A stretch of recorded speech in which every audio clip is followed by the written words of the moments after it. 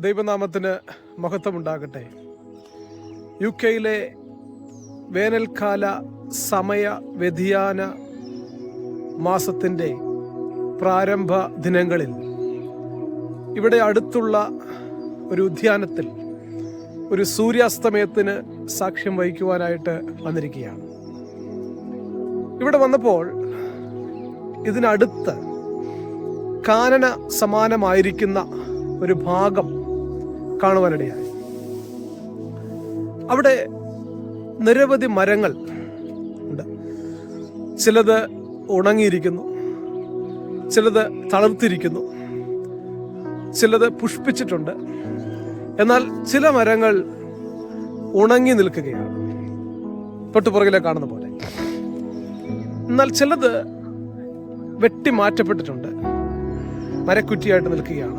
വേറെ ചിലതൊക്കെ വെട്ടി അതിൻ്റെ അവശിഷ്ടങ്ങൾ, കൊമ്പുകളും ചില്ലകളും ഒക്കെ ഇങ്ങനെ അടുക്കിയിട്ടിട്ടുണ്ട്, വിറക് സമാനമായി കിടക്കുകയാണ്. വിശുദ്ധ വേദപുസ്തകത്തിൽ ഒരു മനുഷ്യന്റെ ജീവിതത്തെ മരത്തോട് ഉപമിച്ച് പലയിടങ്ങളിൽ പറഞ്ഞിട്ടുണ്ട്.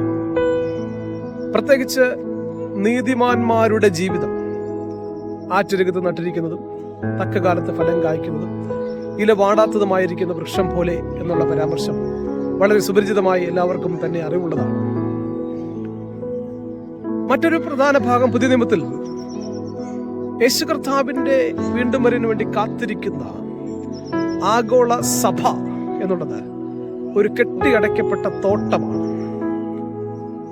സഭയ്ക്കകത്ത് അഥവാ ആത്മീയഗോളത്തിൽ നിരവധി മരങ്ങൾ ഉണ്ട്. ഈ പറഞ്ഞതുപോലുള്ള പല രീതികളിലുള്ള ഉണങ്ങിയതും തളിർത്തതും പുഷ്പിച്ചതും ഫലം കായ്ക്കുന്നതും ഒക്കെയായിട്ടുള്ള നിരവധി അവസ്ഥയിലുള്ള മരങ്ങളെ ഉണ്ട് എന്നാണ് പറയപ്പെടുന്നത്. ഉപമാലങ്കാരമായി പറയപ്പെടുന്നത്. ഒരു തോട്ടക്കാരനോടും ഒരു തോട്ടത്തിന്റെ യജമാനനോടുമുള്ള ബന്ധത്തിലുള്ള ഉപമയിൽ ഫലം കായ്ക്കാത്ത, ചില നാളുകളായി ഫലം കായ്ക്കാത്ത വെറുതെ നിൽക്കുന്ന ഒരു മരത്തെ വെട്ടിക്കളയട്ടെ അല്ലെങ്കിൽ വെട്ടിക്കളയുവാൻ യജമാൻ ആവശ്യപ്പെടുമ്പോൾ തോട്ടക്കാരൻ പറയുകയാണ്, ഒരു വർഷം കൂടി നിൽക്കട്ടെ, ഫലം കായ്ക്കുമ്പോൾ നോക്കട്ടെ, വെള്ളവും വളവും ഒക്കെ കിട്ടാനുള്ള ഭാഗത്തിലുള്ള ക്രമീകരണങ്ങൾ ചെയ്യാം, ഇല്ലെങ്കിൽ വെട്ടിക്കളയാമെന്ന് പറയുകയാണ്. പഴയ നിയമം അവസാനിക്കുന്ന തന്നെ ചൂള പോലെ കത്തുന്ന ഒരു ദിവസം വരും. അന്ന് സകല ദുഷ്പ്രവൃത്തിക്കാരും താളടിയാകും എന്നുള്ള തലത്തിൽ പറഞ്ഞാണ് അവസാനിപ്പിക്കുന്നത്.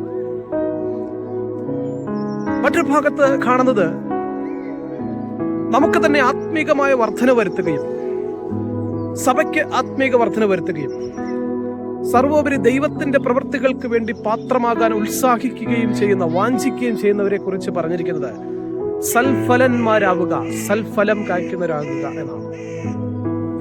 ഈ അനുഗ്രഹീതമായിരിക്കുന്ന സമയം എനിക്ക് ലഭിച്ച ഒരു ചിന്ത പങ്കുവെക്കുകയാണ്. നമ്മൾ ഓരോരുത്തരും ഈ ലോകത്തിൽ ആയിരിക്കുമ്പോൾ